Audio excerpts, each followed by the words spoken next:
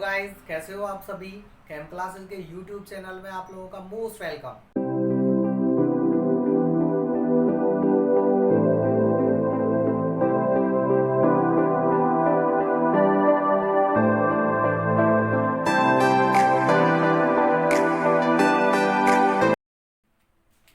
Friends, surface chemistry में today we will discuss about an important topic catalyst और enzymes के बारे में आज हम स्टडी करेंगे। कैटलिस्ट हम लोग 9th और 10th क्लास से पढ़ते हुए आ रहे हैं। कैटलिस्ट मीन्स होता है फॉरेन सब्सटेंस, केमिकल सब्सटेंस जो किसी भी रिएक्शन में पार्टिसिपेट तो करता है, रिएक्शन की स्पीड को एक्सचेंज करने का काम करता है। क्लियर है नहीं है ये? ना तो वो उस अपनी केमिकल कंपोजिशन में कोई बदलाव लाते हैं, ना फिजिकल करेक्टरिस्टिक्स में कोई चेंजेस लाते हैं। वो केवल केमिकल रिएक्शंस के रेट को इनहेंस करने का काम करते हैं। क्लियर है नहीं है ये? तो कैटलिस्ट क्या होता है दोस्तों? कैटलिस्ट वो फॉरेन सब्सटेंस होते हैं which enhance the rate of chemical reaction. Clear नहीं है ये? कैटलिस्ट के लिए फ्रेंड्स हम यहाँ पर दो तरह के कैटलिस्ट पढ़ते हैं, पॉजिटिव और नेगेटिव कैटलिस्ट। पॉजिटिव कैटलिस्ट क्या होता है? जो किसी भी रिएक्शन के रेट को इंक्रीज कर दे। और नेगेटिव कैटलिस्ट जो किसी भी केमिकल रिएक्शन के रेट को घटा दे, कम कर दे। क्लियर है नहीं है? ज्यादातर जो कैटलिस्ट का काम होता है जनरली वो इनहेंस करना होता है, बढ़ाना होता है रेट के लिए। ओके, कैटलिस्ट वाले कंसेप्ट से, एंजाइम वाले कंसेप्ट से कंपटीशन एग्जाम में भी क्वेश्चन निकलता है दोस्तों 1 नंबर का, बोर्ड एग्जाम में भी 2 नंबर का क्वेश्चन निकल जाता है। क्लियर है नहीं है? कंसेप्ट आपका इंपॉर्टेंट है। और एंजाइम से रिलेटेड तो आपको नेक्स्ट चैप्टर जब हम पढ़ते हैं आपका बायोमोलिक्यूल, तो वहां भी हमें देखने को मिलता है ये वाला टॉपिक। क्लियर है नहीं है ये? तो यहाँ भी हम देखेंगे। कैटलिस्ट के लिए पॉजिटिव और नेगेटिव आ जाते हैं। इसके अलावा इसमें यदि हम कैटलिस्ट में फ्रेंड्स टाइप देखें तो कैटालिटिक रिएक्शंस के लिए 2 कैटेगरीज आ जाती हैं दोस्तों। होमोजीनियस कैटालिटिक रिएक्शन, होमोजीनियस, और दूसरा आ जाता है दोस्तों हेट्रोजीनियस कैटालिटिक रिएक्शन। होमोजीनियस और हेट्रोजीनियस में डिफरेंस समझ लेना। जैसे आपका कोई भी केमिकल रिएक्शन है दोस्तों, A + B to form any product C। Clear है नहीं है? तो यदि रिएक्टेंट ये एनी प्रोडक्ट P मान लीजिए और ये आपका कैटलिस्ट है, कह रहा है रिएक्टेंट आपके, कैटलिस्ट और प्रोडक्ट तीनों सेम फेज में लाई करें। फेज क्या हो दोस्तों? Same phase, physical state same हो, तो हमारा रिएक्शन क्या रहेगी? Homogeneous catalysis reaction. क्लियर है नहीं है? और यदि दोस्तों डिफरेंट फेज आ जाए, A + B और कैटलिस्ट है, प्रोडक्ट बना रहे हैं, रिएक्टेंट और कैटलिस्ट डिफरेंट फेज में लाई कर रहे हो, अलग अलग हो, मैच नहीं कर रहा हो, यानी दोस्तों डिफरेंट फेज आ जाए, डिफरेंट फेज, तो उस केस में आपका रिएक्शन कैसा रहेगा? हेट्रोजीनियस कैटालिसिस रिएक्शन रहेगा। समझ के चलिए। जैसे एग्जांपल ले रहे हैं हम फ्रेंड्स यहाँ पर आपका, जैसे SO2 गैसियस स्टेट में है, O2 ये भी गैस है, और NO नाइट्रिक ऑक्साइड की प्रेजेंस में क्या बना देगा? 2SO3, 2SO2 + O2 2SO3। तो रिएक्टेंट, कैटलिस्ट और प्रोडक्ट क्या है? सेम फेज में लाई कर रहे हैं। कैसी रिएक्शन रहेगी? होमोजीनियस कैटालिसिस रिएक्शन रहेगा। क्लियर है ये? दूसरा ये देख लीजिए दोस्तों, हाइड्रोजन है, ऑक्सीजन है, दोनों क्या है? गैस हैं, और प्लेटिनम की सरफेस पर क्या बना रहे हैं? ये H2O लिक्विड बना रहे हैं। 2H2 + O2 प्लेटिनम की सरफेस पर, प्लेटिनम कैसा है? सॉलिड। यानी रिएक्टेंट और कैटलिस्ट क्या हो गए भाई? डिफरेंट हो गए ना। तो रिएक्शन कैसी होगी दोस्तों हमारी? Heterogeneous catalysis reaction. क्लियर है नहीं है ये? और भी बहुत सारे एग्जांपल आ जाते हैं, जैसे KClO3 है आपका, अमोनिया का प्रिपरेशन है N2 + 3H2, नहीं है, दोनों क्या है? नाइट्रोजन और हाइड्रोजन गैस है। आयरन क्या है? सॉलिड सरफेस है, क्या बना देगा? अमोनिया गैस बना देगा। यानी रिएक्टेंट और कैटलिस्ट डिफरेंट फेज में आ गए ना दोस्तों। कैसी रहेगी हमारी रिएक्शन? Heterogeneous catalysis reaction. समझ में आया? होमोजीनियस के लिए और एग्जांपल देख लीजिए, जैसे हमारा है फ्रेंड्स CH3CH2OH लिक्विड है, या एक्वस कह सकते हैं, एसिटिक एसिड CH3COOH, नहीं है। और एक्वस मीडियम में ये भी आपका क्या है, एसिड एस्टर बना देगा ये CH3COOC2H5, नहीं है। सेम फेज में लाई करेंगे, लिक्विड फेज में लाई करेंगे, तो रिएक्शन कैसी रहेगी हमारी, homogeneous catalysis reaction, homogeneous catalysis reaction. Clear है दोस्तों। इसमें दो टर्म और आ जाते हैं कैटलिस्ट में, आप समझ के चलना। एक तो छोटा सा टर्म है दोस्तों प्रोमोटर, समझ के चलिए प्रोमोटर, और दूसरा टर्म है दोस्तों पॉइजन।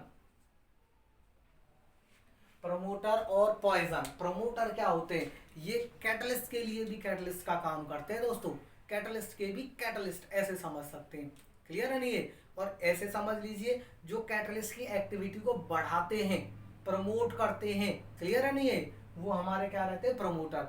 जैसे हेबर प्रोसेस में जब हम अमोनिया बनाते हैं ना, तो मोलिब्डेनम को एज प्रमोटर यूज किया जाता है, मोलिब्डेनम को। क्लियर है, जो आयरन की कैटालिटिक एक्टिविटी को बढ़ाता है। तो ऐसे chemical substance which are used to enhance the activity of catalyst are called promoter. और पॉइजन, ऐसे chemical substance which are used to decrease the activity of catalyst, जो कैटलिस्ट की एक्टिविटी को कम करने के लिए यूज में लाए जाते हैं, वो क्या रहते हैं, हमारे पॉइजन रहते हैं दोस्तों। कार्बन मोनोऑक्साइड भी कई जगह यूज होता है। क्लियर है नहीं है ये। आर्सेनिक जैसे एलिमेंट्स भी यूज हो सकते हैं पॉइजन के तौर पे। तो ये हमारा कैटलिस्ट से रिलेटेड आ जाता है दोस्तों कंसेप्ट। क्लियर है नहीं है ये। इसके बाद कैटलिस्ट में ही फ्रेंड्स हमारे पास एक छोटा सा कंसेप्ट या एक तरह से थ्योरीज निकल के आती हैं। दो थ्योरीज आ जाती हैं कैटलिस्ट वाले कंसेप्ट में। फर्स्ट है इंटरमीडिएट फॉर्मेशन थ्योरी, यानी कैटलिस्ट किस तरह से किसी भी रिएक्शन में पार्टिसिपेट करके प्रोडक्ट बनाता है, नहीं है। तो दो थ्योरीज पर कैटालिटिक जो रिएक्शन है वो काम करती हैं, एडजॉर्प्शन थ्योरी और इंटरमीडिएट फॉर्मेशन थ्योरी। दोनों थ्योरीज देखेंगे हम अब। ये समझ में आ गया, देख लीजिए।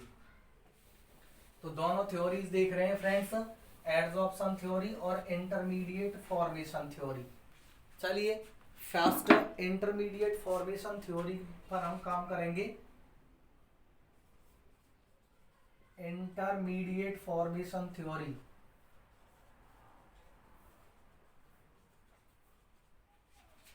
इंटरमीडिएट फॉर्मेशन थ्योरी क्या रहता है दोस्तों, इस तरह से देखिए, जैसे A+B कोई भी कैटलिस्ट है, प्रोडक्ट बना रहा है, तो इंटरमीडिएट फॉर्मेशन थ्योरी क्या कहता है कि सबसे पहले catalyst one of the reactant के साथ ज्वाइंट होकर के क्या बना देगा, कैटलिस्ट सबस्ट्रेट कोई भी एक इंटरमीडिएट बना देगा, नहीं है। ये AC फिर दूसरे रिएक्टेंट के साथ इंटरमीडिएट कॉम्प्लेक्स बना देगा ACB, इसको बोलते हैं दोस्तों इंटरमीडिएट। और इंटरमीडिएट जो कॉम्प्लेक्स होता है दोस्तों, इंटरमीडिएट कॉम्प्लेक्स अनस्टेबल होता है, ये टूटता है किसमें, प्रोडक्ट में, प्लस आपका कैटलिस्ट अलग, ये पार्टिकुलर प्रोडक्ट हमारा फॉर्म हो जाता है। ओके, एग्जाम्पल देख लीजिए इंटरमीडिएट फॉर्मेशन थ्योरी का। दोबारा से रिपीट कर रहा हूं, कैटलिस्ट एक रिएक्टेंट के साथ ज्वाइंट होकर के बड़ा मॉलिक्यूल बनाएगा, दूसरे रिएक्टेंट के साथ ज्वाइंट होकर के एक इंटरमीडिएट कॉम्प्लेक्स बनाएगा। ये अनस्टेबल होता है दोस्तों, क्लियर है नहीं है, टूट जाता है किसमें, प्रोडक्ट में, और कैटलिस्ट अलग, कैटलिस्ट ने प्रोडक्ट बना दिया और अलग हो गया, ठीक है। अब देखिए एग्जांपल, जैसे हमारा है एल्कोहल है, एल्कोहल है हमारा दोस्तों CH3CH2OH, इथाइल एल्कोहल है हमारे पास। इथाइल एल्कोहल को हम सल्फ्यूरिक एसिड के साथ रिएक्शन करवाते हैं,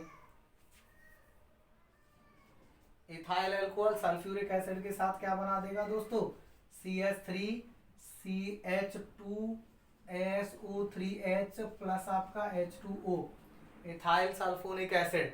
और फिर ethyl sulphonic acid CH3CH2SO3H plus again ethanol के साथ फ्रेंड्स CH3CH2OH के साथ, ये बना देता है CH3CH2 सिंगल बॉन्ड O, फिर आपका CH2CH3 ईथर बना देगा, प्लस दोस्तों H2SO4 अलग हो जाएगा, ठीक है, H2SO4 अलग हो जाएगा।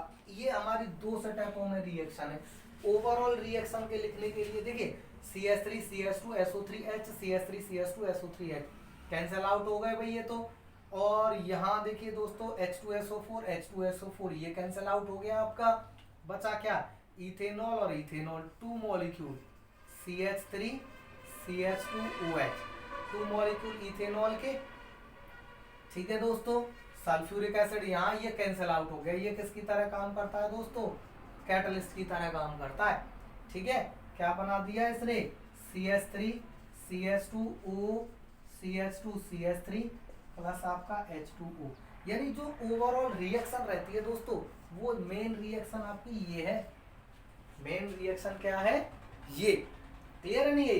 इसमें सल्फ्यूरिक एसिड ने कैटलिस्ट की तरह पार्टिसिपेट किया है। और कैसे पार्टिसिपेट किया, दो स्टेपों में इस तरह से।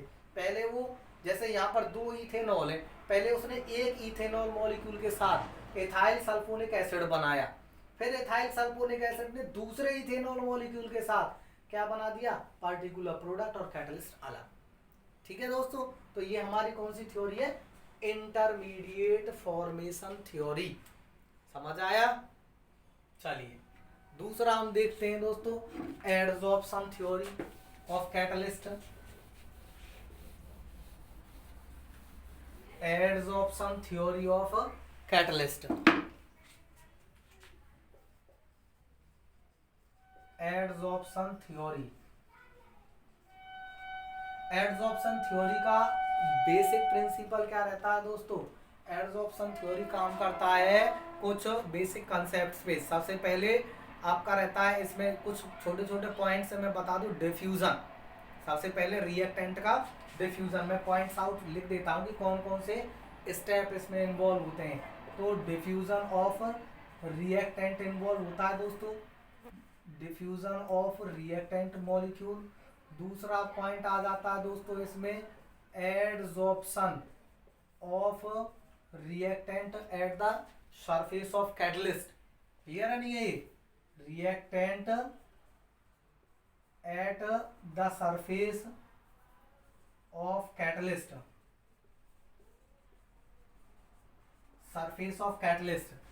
तीसरा पॉइंट आ जाता है दोस्तों इसमें formation of activated complex, formation of complex. और फोर्थ और लास्ट पॉइंट आ जाता है दोस्तों इसमें डिसॉर्प्शन। क्लियर है नहीं है ये। इन पॉइंट्स पे ये एडजॉर्प्शन थ्योरी काम करता है, ठीक है। कौन सा पॉइंट्स है, सबसे पहले डिफ्यूजन, दूसरा पॉइंट एडजॉर्प्शन, तीसरा पॉइंट फॉर्मेशन और चौथा पॉइंट डिसॉर्प्शन। जैसे एक एग्जांपल ले लीजिए, बहुत बढ़िया एग्जांपल, सिंपल सा है आपका CH2 double bond CH2 ethylene molecule है, हाइड्रोजन के साथ रिएक्शन होगी दोस्तों निकेल की सरफेस पर, क्या बना देगा ये CH3 सिंगल बॉन्ड CH3, ठीक है। काम किस थ्योरी पे करता है ये रिएक्शन, एडजॉर्प्शन थ्योरी पे काम करता है। कैसे काम करता है, सबसे पहले diffusion of reactant, step first दोस्तों। स्टेप फर्स्ट में क्या कह रहा है कि हाइड्रोजन का जो मॉलिक्यूल है ये एटॉमिक फॉर्म में टूट जाएगा, डिफ्यूजन हो गया इसका। दूसरा स्टेप क्या कह रहा है दोस्तों इसमें, दूसरे स्टेप में कह रहा है adsorption of reactant at the surface, यानी इन रिएक्टेंट का हाइड्रोजन निकेल की सरफेस पर एडजॉर्प्शन। ये आपका मान लीजिए निकेल का सरफेस है, क्लियर है नहीं ये, यहाँ क्या हो जाएगा एडजॉर्प्शन हो जाएगा दोस्तों इस तरह से, निकेल की सरफेस पर हाइड्रोजन के मॉलिक्यूल का एडजॉर्प्शन निकेल की सरफेस पर। फिर नेक्स्ट में अगेन ये इथाइलिन मॉलिक्यूल भी दोस्तों इसकी सरफेस पर एडजॉर्ब होंगे। निकेल का सरफेस है, हाइड्रोजन तो एडजॉर्ब है ही नहीं है, इथाइलिन मॉलिक्यूल भी इसकी सरफेस पर दोस्तों एडजॉर्ब हो जाएंगे, क्लियर है नहीं ये। और फिर उसके बाद आ जाएगा फॉर्मेशन ऑफ कॉम्प्लेक्स, तो ये कॉम्प्लेक्स बन जाता है नहीं है। फिर डिसऑर्प्शन, और यहाँ इससे आगे formation desorption takes place. Desorption means होता है एडजॉर्बेट और एडजॉर्बेंट का अलग हो जाना। जब ये अलग होंगे तो निकेल का सरफेस दोस्तों अलग हो जाएगा। क्लियर है, निकेल अलग प्लस आपका प्रोडक्ट अलग CH3 ये प्रोडक्ट अलग। ठीक है, यानी कैटलिस्ट अलग और प्रोडक्ट अलग। ओके, ये हमारी थ्योरी रहती है एडजॉर्प्शन थ्योरी। मैं अब फिर से रिपीट कर रहा हूं दोस्तों, एडजॉर्प्शन थ्योरी कौन कौन से पॉइंट्स पे काम करती है। डिफ्यूजन, पहला रिएक्टेंट का डिफ्यूजन, वो टूटता है छोटे छोटे पार्टिकल में। दूसरा इसमें पॉइंट आ जाता है दोस्तों एडजॉर्प्शन, जो पार्टिकल है रिएक्टेंट के वो कैटलिस्ट की सरफेस पर चिपकेंगे, एडजॉर्ब होंगे। तीसरा, जब वो एडजॉर्ब हो जाएंगे तो क्या बना देंगे दोस्तों, वो कॉम्प्लेक्स बनाएंगे। कॉम्प्लेक्स का डिसॉर्प्शन होगा, यानी उसमें से एडजॉर्बेट और एडजॉर्बेंट अलग होंगे, तो पार्टिकुलर प्रोडक्ट बन के आ जाएगा और कैटलिस्ट अलग हो जाएगा। ठीक है, ये कौन सी थ्योरी है दोस्तों, हमारी एडजॉर्प्शन थ्योरी ऑफ कैटलिस्ट। देख लीजिए।